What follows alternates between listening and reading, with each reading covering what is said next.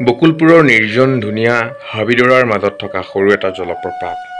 বিৰাট দুৰ্ঘোৰ ক'লা দুচটা শিলৰ ওপৰেদি বৈ অহা ৰূপোৱালী এধাৰ পানীৰ মালা, ঠিক যেন ক'লা মেঘৰ বুকুত জিলিকি থকা অনন্ত বিজুলীৰ এডাল সৰল ৰেখা। কৈশোৰৰ কোমল চকুত সি আছিল বৰ ডাঙৰ, নাম দিছিলোঁ তাৰ বৈতৰণী। সেই বৈতৰণীৰ পাৰত নিতৌ দুপৰীয়া শুকুলাই ঘাঁহ খাই চৰি ফুৰে।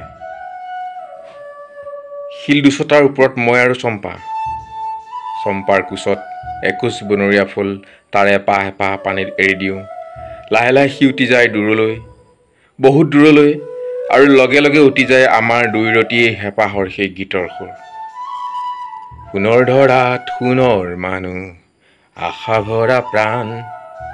আজি বৈতৰণী ওচৰত নাই, কৈশোৰৰ সেই মধুময় দিনবোৰ কেতিয়াবাই অতীতৰ বুকুত ঠাক খাই গৈছে, কিন্তু চম্পাৰ গীতৰ সুৰে মাতি আনিছে সেই হেৰাই যোৱা কৈশোৰৰ সুমধুৰ স্মৃতি।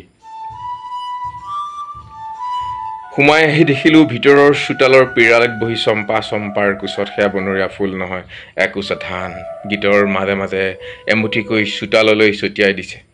গোটেই চোতাল জুৰি আছে অজস্ৰ পাৰ চৰাই।